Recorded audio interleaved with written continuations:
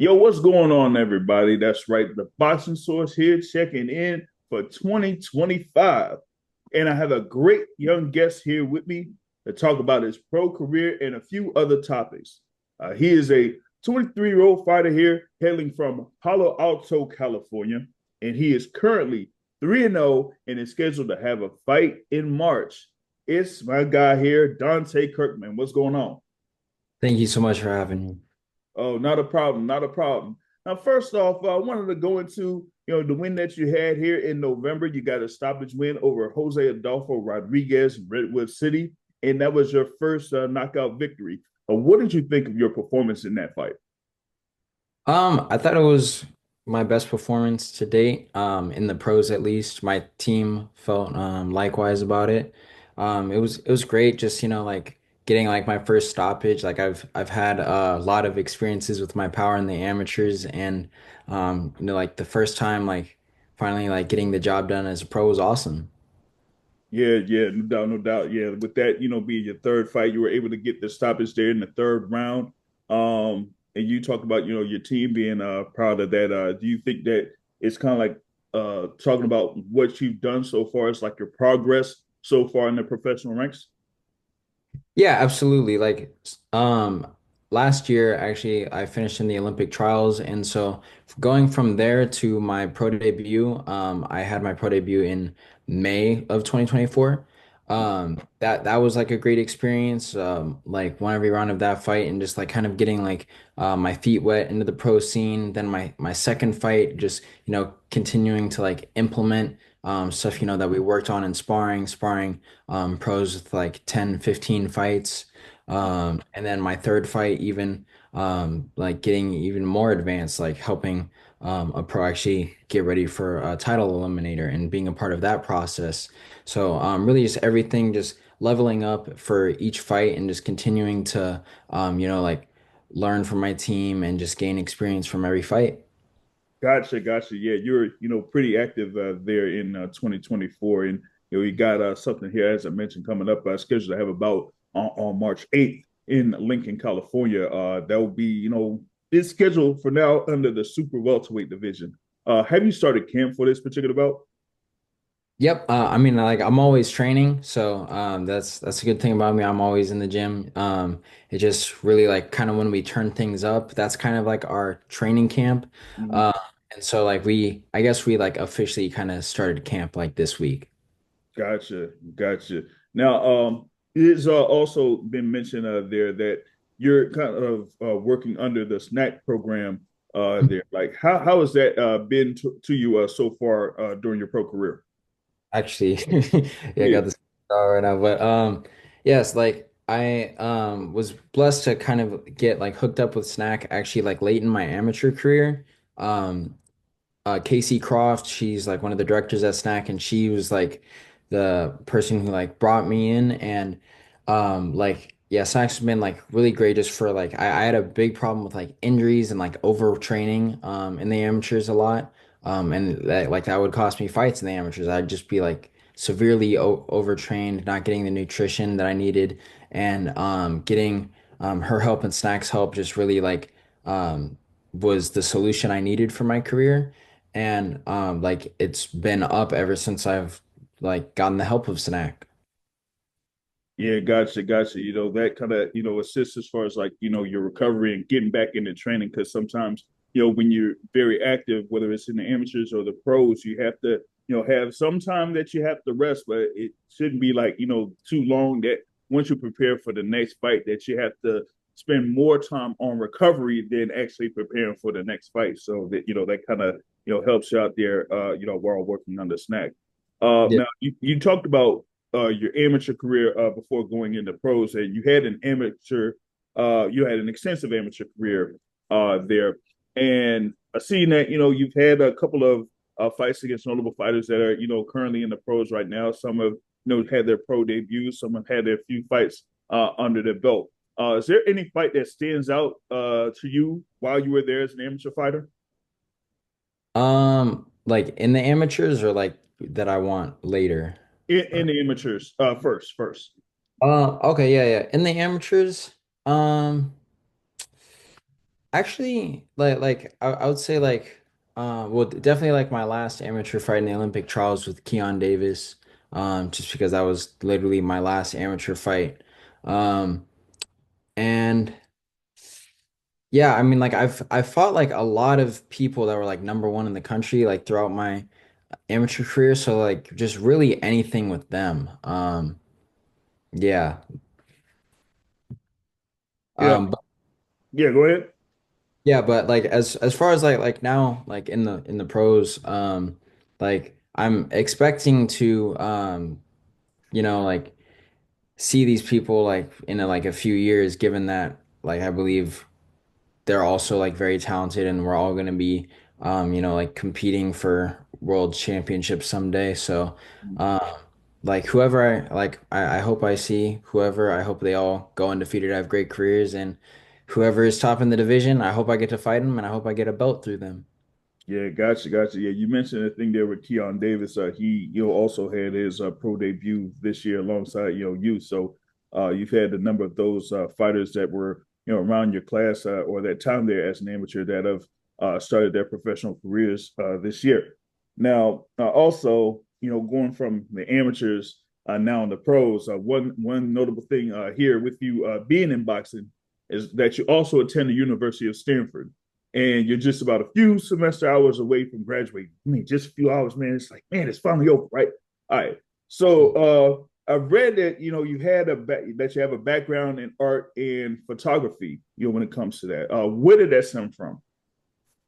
That really just came from like a passion I got in like middle school, and yeah, like I had a lot of success with it. I had a lot of like national art awards in high school, and like for like photography and my writing. I got published in like the New York Times and stuff, and got awarded like a US presidential scholar in the arts. And like that was just it was just something like fun, and see a lot of similarities between like art and boxing. And so like that also like kind of intrigued me, was just like exploring, because I believe like boxing is an art. So like exploring boxing through other like mediums like photography, painting, writing, and just like observing these things like was also like what kind of like brought me to art. Gotcha. And like you said there, I mean, I kind of term boxing as, as a form of martial arts. So, that's one thing. And, also with my background as far as like the media game is, I mostly do, photography through the sport of boxing. So, I Mhm. kind of like, capture those moments within the sport and, put it out there to, the public and things like that. So, you kind of like go from that program and move forward with that. But, also, with you involved in art and photography that has you being part of Mayweather Promotions as an intern. Going to what you've been able to do there as an intern at Mayweather Promotions. Yeah, so at Mayweather Promotions, I did photography, writing, social media coverage, and just really all marketing and PR. And so that was honestly just like a great experience. Like I met so many people through there that it was just an amazing and blessed opportunity to have. Um, and yeah, like I just got to see like behind the scenes, like kind of how the business was working, how fighters were managed, how like how everything went off at the highest level, like getting to be ringside at like these major events, like at Tank Davis versus Mario Barrios, Tank versus Rolly, or even when Floyd fought Logan Paul, like just like these different unique events, and just seeing how they operate on the highest level was a blessing. And I definitely think it's benefited me a lot just to, like have my mind also aware of like the business of boxing too, just how to like obviously Floyd was like one of the best at that, just knowing how to carry yourself outside of the ring, how to market yourself, how to manage your career, and just make sure you do everything right outside of the ring. Dante. My thing is this. You see, me, TBE. I'm here to teach the game, and I like what you're doing. I like what you've been doing. And you know what? We're gonna see more of you here later on. No, I'm just kidding. I'm kidding here with that. But actually, you saying that you've been part of the thing there with Mayweather Promotions. Now, I mean, it might be an outside shot, but mean, I might be able to see, what you've been doing, what's going on, probably next month because I think there's a couple of fighters involved with Mayweather Promotions that will be in a fight card in Las Vegas on February 1st. But we'll see how that goes, reference to all that. But you talk about Floyd Mayweather Jr. there, and you mentioned that Mayweather and Andre Ward are fighters that you looked up to when it comes to the pro game. Are there any other fighters that you followed along the way? Um, really, so I kind of used those two as like my kind of like base, and I would look at, like who they stole things from. So like for Andre Ward, that was he really liked Roy Jones and Bernard Hopkins and Floyd. So I would look into that. For Floyd, I mean, he obviously had traits of like his dad, his uncle, but also like Sugar Ray Leonard and all the people who come before him there. So like outside of outside of them and like kind of the people they influenced, I would look at Sugar Ray Robinson a lot. I really liked him. I would look at Roy Jones a lot. I'm like ambidextrous, so like I switch stances sometimes. And when I was mostly like southpaw, I would watch Pernell Whitaker a lot. Okay. Um, of like Winky Wright too. Um, so yeah. Oh yeah, those are good names there that you mentioned there. Pernell Whitaker and Winky Wright, like good number of fight fans sleep on those two fighters. Of course, Pernell being from the Virginia area, Winky Wright, out of D.C. and resided in St. Petersburg, Florida. So those are good people to look after. And you mentioned there with Mayweather, Andre Ward, and Roy Jones Jr. and Bernard Hopkins, like they were all part of the Hall of Fame class that was in 2022 when they had those three classes inducted in there. So those are multiple fighters to definitely look up to there. Now, another thing that stands out here when it comes to your professional career, or pretty much could have started from your amateur career, but definitely here as a professional, is that your mother guides your career as your manager and your lawyer there. That's key in the business of boxing. That have your family member, someone of course that you could trust and look towards there when it comes to, as we mentioned there, the business of boxing. Talk about having your mother involved in your career and how it helps you along the way. Well, it's definitely a blessing because I mean, like I love boxing, but I'm pretty sure everybody knows it's not the most beautiful business when it comes to, how things are promoted and managed and stuff. There's a lot of shysty behavior that happens, and having somebody who, like genuinely loves me, like outside of my like boxing talents, like with my mom is it's just like an amazing thing to have, because like she's always looking out for me and.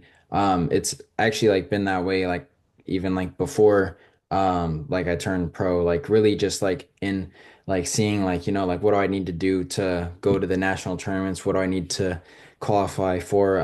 Like what's the best way for me to get into Stanford? She was really like the cornerstone for all that. So like I'm very appreciative to my mom and really like even outside of her, like we all talk together as like our own kind of like we have like it's not official, but like we have our own like promotional team that of like all of us together and just like talking, whether that's with Eddie and Casey Cross, my coaches, my dad, like my publicist, just whoever, like we all talk together and all just are on the same page, like my matchmaker too, just all on the same page and really just working together. Yeah, no doubt. No doubt. Yeah, quick shout out to your publicist there, brother Mario. There, quick shout out to him. You know what I mean? Now have a few questions, short questions here, like rapid fire type thing. Where you can have short answers to them. It could be like 1 or 2 word answers, or you can have a short explanation to them. All right. Okay. All right. Here we go. Favorite sport outside of boxing. Basketball, All right. Your go-to or your favorite food after you make weight. pancakes specifically from IHOP. All right, gotcha. I hot pancakes. Bet. All right. The toughest course that you took so far at Stanford. Ooh. Um, oh, that's actually very tough. I'll say recently I took an art history course. It was just a lot of writing. So Mm-hmm. um Yeah, setting churches and stuff. Oh, okay, real quick. I don't know if they still have it there because it's been a while since I've been in it. Did you turn it in MLA format or APA format? MLA. Okay, gotcha. All right. The most annoying thing you do in training. Nothing. I love training. All right, gotcha. All right. Your top pound for pound fighter right now. Terrence Crawford, without a doubt. Mm, okay. There you go. You had that. You had that. All right, cool. So that's the quick rapid fire questions there. Now, have like a couple more questions. Now first off, you talk about, you think there as far as like your family involvement and things like that with your mother, father, and things also. But it was also mentioned that you being at Stanford, you kind of like follow what your older brother has, done over there at Stanford. So, kind of, go into, how he's been able to, be a factor in, what you've done as far as like going to, Stanford or at least being in the area there in California and kind of, getting used to what's going on there on campus. Yeah, so my big brother, obviously just like most big brothers, just a big inspiration. There's an 8 year age gap for us. So I'm 23, he's 31. But so like when I was a kid, his dream was to get into Stanford and he accomplished that dream. And he did that with like Floyd says, hard work and dedication. But so like like watching my brother like accomplish his dream just through him like applying himself was really important to me just because like my dad always like told both of us growing up like you can do anything you want in this life as long as you apply yourself, and then my brother did what he wanted to do. So for me that just showed that like my dreams are real. For me, I also wanted to go to Stanford, and so like that obviously made it very real. And my brother's also similar to my mom, just kind of giving like some like business advice too, and just like trying to help my career like just out of love for me. So like I'm very appreciative for him, and just like yeah, he's just been a great inspiration just to help me pursue my dreams. Yeah, gotcha. You have your other brother to look up to and see what he is able to do there at the University of Stanford, and like you said, what it takes to get to Stanford. Hard work, dedication. Having all your faculties and all that type of stuff, right? But like you said, it's very difficult for a lot of young students to get into the University of Stanford and to actually get there to the point where you're admitted into the university and then be able to go through the courses. And like you said, you're pretty much one semester away from getting your degree there. That and having your brother there to look up to as an example, or a recent example there. That's kind of like a great standard to kind of like follow in that point, right? All right. So, all right, I got one more question here before we close out. All right. Grade your sparring session with Kayla Martinez because it looked like you showed some good defensive moves out there, to get out of the way of her jabs and everything like that. Um, mm, I gotta say, 10 out of 10. It was a war. Kayla Martinez, ringside with Kayla, is, like boxing reporter, and her first time sparring, she was trying to take my head off. So definitely like a war. I barely made it out. It was tough. It was real doghouse sparring, and I'm just thankful I made it out alive.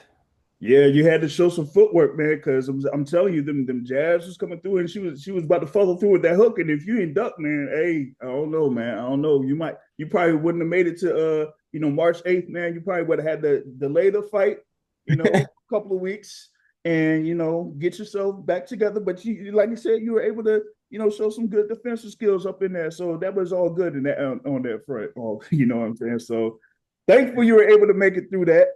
And big thanks for taking the time here with the Boxing Source. We're looking forward to seeing what's going down on March 8th over there in California. And if you can, let people know where they can follow you on social media. Awesome. Thank you so much for having me too. It was a pleasure. And you can follow me on all platforms just at Dante Kirkman. That is DanteKirkman. That's on Instagram, TikTok, YouTube, whatever. Gotcha. So y'all fans better look forward to more here from Dante Kirkman. He's going to have a very busy 2025 here starting on March 8th. All right. So we'll check him out and we'll catch y'all later. Peace. Thank you.